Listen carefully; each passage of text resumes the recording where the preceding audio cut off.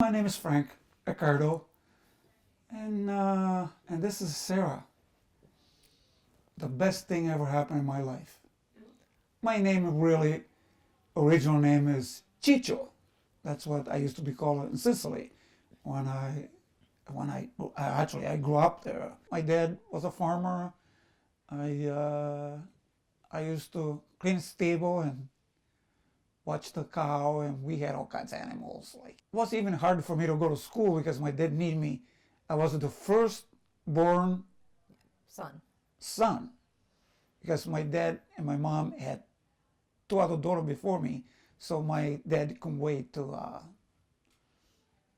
have a son so he actually to help him eventually with the farming and the animals You and were stuff. 4 years old when you were watching the cows. Yeah, well, yes, I remember being watching the cows, and I remember that my mom, my lunch was a big slice of bread with a little bit of water on it, and then she used to stick some sugar, spread some sugar on it, so that was my favorite lunch. And usually I went to the cow. My dad had like four or five. It depends on time. Sometimes less or more. But anyway, I don't remember this because I was kind of young. But my mom used to tell me that I sometimes fall asleep. So the cow went home by themselves. And my daddy used to come and look for me with a flashlight because it was already dark by the time he came from work. At the age of 17, I decided I was going to enroll as a police officer. And of course, meanwhile I was doing that, my mom unfortunately died. She was only 48. So in that case, I didn't even consider it to be a police officer anymore. Meanwhile, I got called in the military because in Italy in those days we were like obligated to go. So I went there and for a year and a half and then come back. But then unfortunately, because I had no mom in Sicily, the thing is that you kind of need a woman to take care of you because of you have to. We as men, we don't wash clothes or do that kind of stuff, iron clothes. And my older sister had to take care of me, and she had her own family and stuff. So they started to tell me that I had to find my own woman and get married and all that. And I did that. I came to America in 1973, and let me tell you, it really was kind of hard in a sense that you leave all your family there, my sisters, my brother, my dad, and so forth. And as a matter of fact, when I came here, I remember I had $400 saved, and I put it away. I hid it from everybody because I was afraid that I would have spent it and I couldn't go back to my Sicily. I promised myself if he stayed 2 years, if I didn't like it, I was take the $400 because that's how much it costs to go back with the plane. Frank has a brother in Switzerland. His name is Antonio. He has a brother in Taranto, Taranto, which is on the west Adriatic side. Adriatic side, and his name is Salvatore. And then he has a sister in Macari, which is where the town is, and that's Giuseppina or Peppina, we call it Peppina. And then he has another sister that is Margherita that lives also in the same town. In the town, so there's this house, the two sisters, and they're like walking distance. We just walk back and forth in Macari. And then he has this another sister, Anna, that lives in Trapani, which is a bigger city. But that's only about, what, 35 minutes? About 35 minutes away. So his whole family is there. Really, he doesn't have, any relatives here other than, his family in Italy. And he was the only one that came here from Italy. When I came here at the beginning, that I had to go to work and I had to take a bus.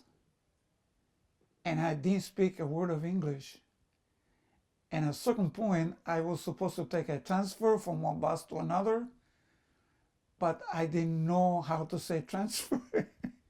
So I bought a one-way ticket, and basically at a certain point, I went to the bus driver and I say, "Fermati, fermati." That means stop. And I remember the bus driver looking at me. He didn't know what to do. Then I point to the door, and he understood that I want to get out. And that was my first day on this first job that I got in America. And I ran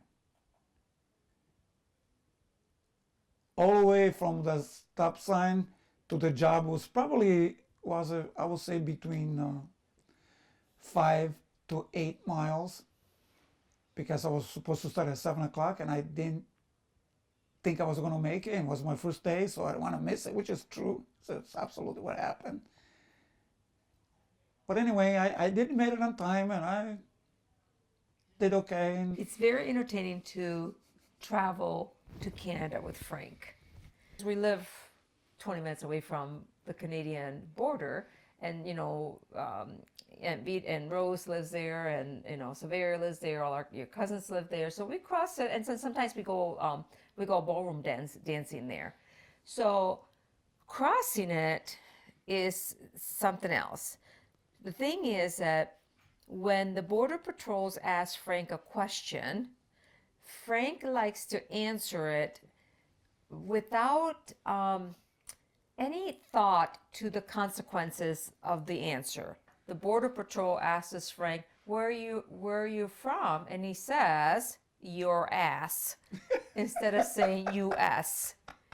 we were going to a party in Windsor, as we usually go with Sarah's sister and brother-in-law. And on coming back, I remember that this guy asked me, where you coming from? And I said, Windsor. So he responded, tell me something I don't know. And I said, I'm 60 years old. I swear to God. And he said to me, he says, I don't want to be a smart ass. You want to get in trouble tonight? I say, no, sir. I answer the question. You ask me something you don't know. I say, I'm 60 years old. You ask me where I come from. I say, Windsor. So I really haven't done nothing wrong. And he obviously let me go because it's not, what. Those are stuff that happens, I guess. At one time in my life, I had 2 full-time jobs. I work at Ford Motor Company, Ford transmission plant on Plymouth Road in Livonia. And then I was working at Boston Marble and Tile, which I worked there afterwards for 18 years. And actually I had 2 full-time jobs, 2 full-time insurance. I was working. And then my kids started to get older. I used to take them to games and stuff, which gave me a lot of pleasure, actually. Even so, I was working so hard. But then in my late 40s, I decided that wasn't good enough. So I put together all my resources that I had, and I went in business. At first, it was kind of tough, because you have a lot of stuff to. But after about 4 or 5 years, I was able to make enough money to buy some land and build my own building. Then as I grew a little bit, I had a few employees. And actually I did okay. There was some hardship, but also a lot of satisfaction too goes with that, because I was able then to have resources. I was able to send my kids to college, which that was very important to me. And growing up as a teenager, I didn't have it. I had a very hard time to get any type of education. As a matter of fact, I went to school in Italy after. I only went to elementary, and then I had to stop because my dad needed me. And but then later on, I decided I needed to improve my education a little bit. So I went to school for another 3-4 years, which I better myself in that way. I promised myself to make sure that my kids, they will get all the education they could possibly get. As a matter of fact, in my home, there was a rule that going to school was not Not a choice. Yeah. it was not a choice, and I don't know, I for some reason my kids understood that because they never say I don't want to go.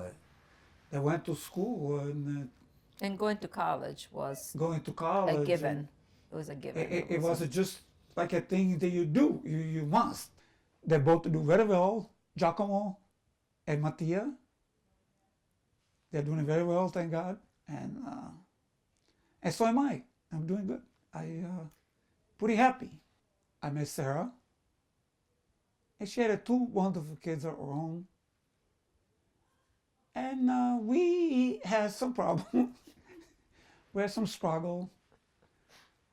But after about a few years, we figured out to put everything together and we got married. And consequently, now I had 4 kids, not 2 anymore, which today they are wonderful young adults.